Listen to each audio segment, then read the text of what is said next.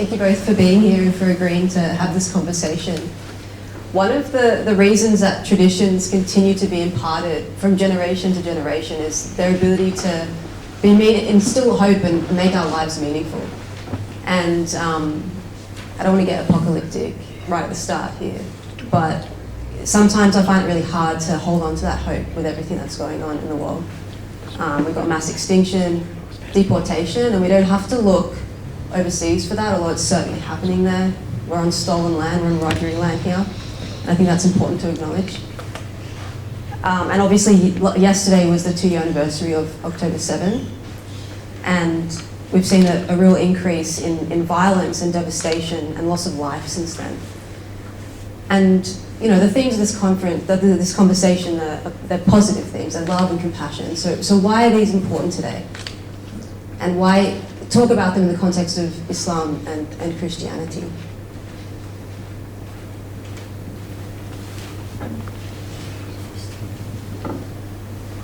Why are they important today? Well, our world is, as you mentioned, it feels like it's falling apart, right? Every news cycle there's some new catastrophe. And a lot of this catastrophism, this kind of apocalyptic kind of tone, results in the production of more enmity, right? What we're starting to see is ever hardening borders, ever hardening divisions, and at least out of Christian traditions, I suppose that they're best. And that the way that love functions is principally through acts of a kind of radical hospitality, being prepared to be vulnerable before someone different, a stranger. And this is, baked into the very language of hospitality, right? So, hospice in Latin, or hostis, is very close, right? Hostis being your enemy, hostis, this stranger or a host, or when someone comes into your home and you're not sure who they are they a friend, are they an enemy, are they a threat? And we've sort of, we're being institutionally blocked out of being able to offer that kind of space. But there is the possibility of still doing it. There is the possibility of opening ourselves up to be vulnerable before others and showing love. Just before we get, just to follow up, when you say we're being institutionally blocked, can you explain a little bit what you mean? Sure. Well, I mean, we're at a strange point in history, right? Over the last couple of 100 years, we're there's in the Christian world, and I use that sort of to speak about basically acknowledging that there are Christians everywhere, but in the world sort of shaped by European Christianity, there's been this construction of states with hard borders, right?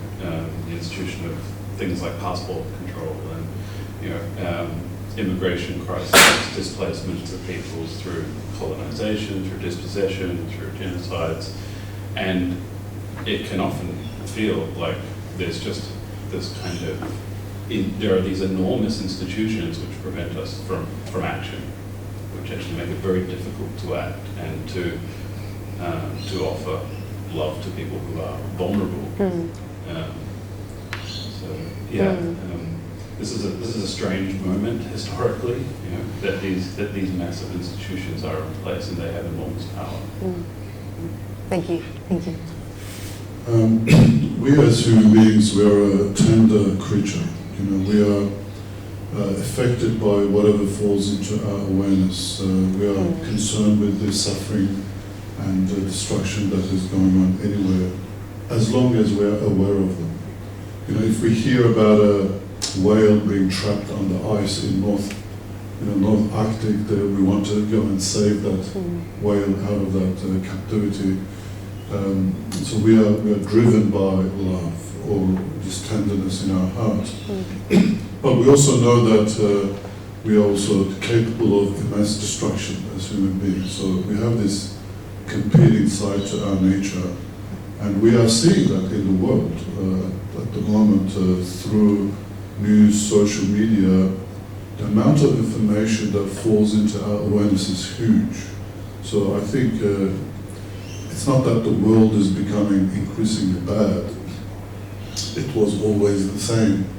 It's just that we are more aware of the destructive, evil things that's happening in the world.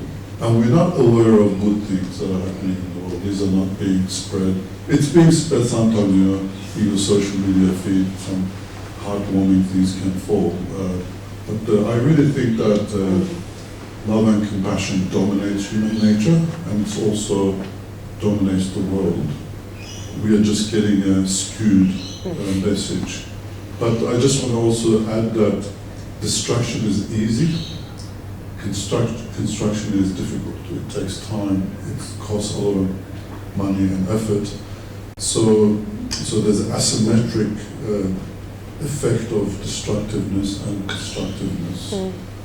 So although we have both sides in our nature, and therefore the humanity has both sides, destructive side is very easy. And so we always have to work hard to build a world that is compassionate and loving.